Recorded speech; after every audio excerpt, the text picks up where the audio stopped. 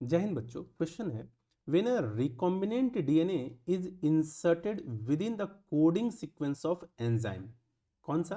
Beta galactosidase, this results into inactivation of the enzyme. This is called insertional inactivation. In the presence of insertion the colonies do not produce any colour. And fourth है all of these. सबसे पहले हम समझते हैं recombinant DNA क्या होता है।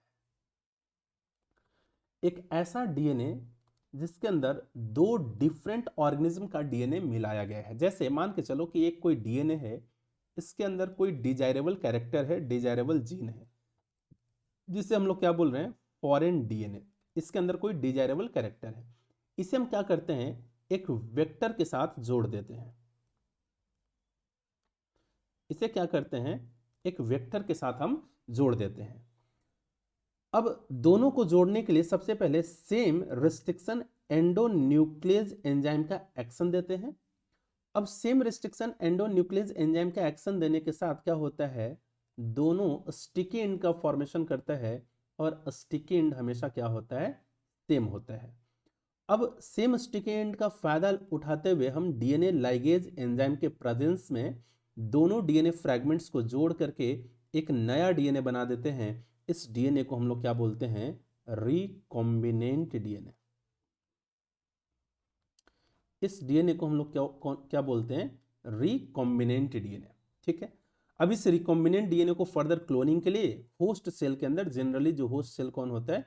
E coli bacteria, इसके अंदर इंसर्ट कर देते हैं और फर्दर क्लोन का फॉर्मेशन करते हैं, और फर्दर बायोरिएक्टर में ले जाकर के हम प्रोडक्ट बना लेते हैं। ठीक है।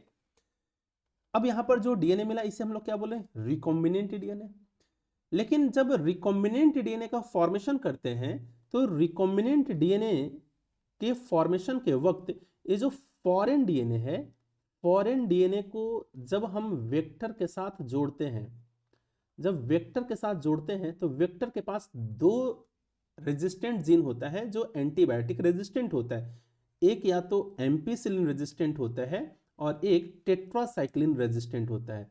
इन्हीं दो में से किसी एक रीजन पर इस फॉरेन डीएनए को जोड़ा जाता है, और जोड़ने के कारण दोनों में से कोई भी एक अगर टेट्रासाइक्लिन के साथ जोड़ा गया तो इसका एक्टिविटी खत्म हो जाता है। किसके कारण खत्म हुआ? इस फॉरेन डीएनए के इंसर्ट करने के कारण। और इसी फिनोमिनन को हम लोग क्या बोलते हैं? Insertional inactivation. यानी किसी के इंसर्ट करने के कारण क्या हो गया? इनएक्टिवेट। ठीक है। इसका फायदा हमें क्या मिलता है? फायदा मिलता यही है कि जो ट्रांसफॉर्म्ड हैं और जो नॉन ट्रांसफॉर्म्ड सेल हैं, इसके बीच में डिफरेंशिएशन करता है, और नॉन ट्रांसफॉर्म का ग्रोथ नहीं होता और ट्रांसफॉर्म का ग्रोथ हो पाता है। इसी मेथड का एक अल्टरनेटिव पाथवे है जिसमें हम क्रोमोजेनिक सब्सटेंस को इस्तेमाल करते हैं। क्रोमोजेनिक का मतलब ही होता है colour producing substance. Chromogenic substance का इस्तेमाल करते हैं और ट्रांसफॉर्म्ड और नॉन ट्रांसफॉर्म के बीच में हम डिफ्रेंसिएशन करते हैं। यहां पर क्या करते हैं? एक एंजाइम है जिसका नाम है बीटा गैलेक्टोसिडेज।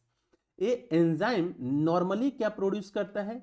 क्रोमोजेनिक सबस्ट्रेट के प्रेजेंस में ब्लू कलर प्रोड्यूस करता है। कब? नॉर्मल कंडीशन में।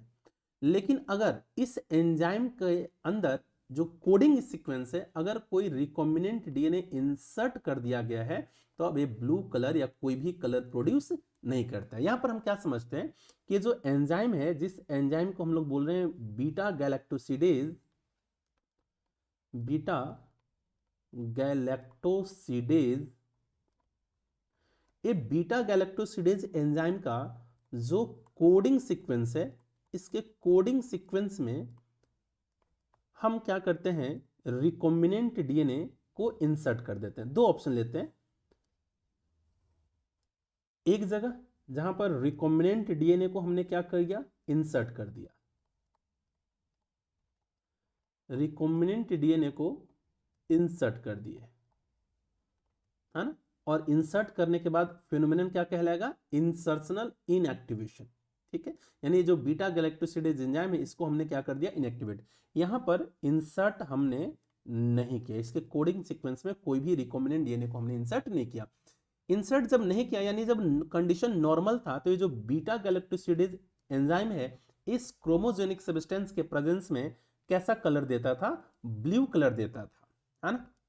लेकिन जब इंसर्शनल इनएक्टिवेशन कर दिया जाता है, जब इंसर्शनल एक ऐसा कलर देता था, ब्लू कलर देता था, लेकिन जब इंसर्ट कर दिया गया रिकॉम्बिनेंट डीएनए को, तब ये beta galactosidase enzyme chromogenic substance के प्रेजेंस में कोई भी कलर प्रोड्यूस नहीं करता है, नो कलर प्रोड्यूस्ड।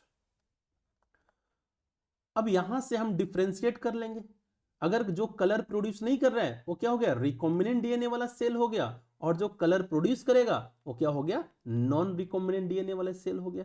यानी इसे क्या बोलेंगे, नॉन ट्रांसफॉर्म्ड सेल, और इसे क्या बोलेंगे, ट्रांसफॉर्म्ड सेल। हमें क्या चूज करना है, ट्रांसफॉर्म्ड सेल को चूज करना है। यानी एक अल्टरनेटिव मेथड है जहां पर हम ट्रांसफॉर्म्ड और नॉन ट्रांसफॉर्म्ड का सिलेक्शन कर लेते हैं। देखते हैं क्वेश्चन में, when a recombinant DNA is inserted within the coding sequence of enzyme beta galactosidase, है ना, this result into inactivation of enzyme।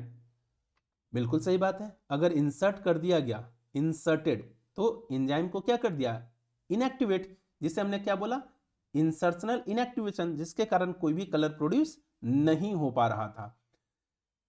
Second statement दे रखा है, this is called insertional inactivation. ये भी बिल्कुल सही बात है, यानी पहला भी सही है, सेकंड भी सही है। थर्ड दे रखा है, in the presence of insertion the colonies do not produce any colour. बिल्कुल सही बात है, जब हमने इंसर्ट कर दिया तो कॉलोनी कोई भी कलर प्रोड्यूस नहीं किया, यानी सी स्टेटमेंट भी सही है। इसका लिटरल मतलब क्या, डी स्टेटमेंट ही सही है। इसका करेक्ट ऑप्शन क्या हो जाएगा, डी। Best of luck.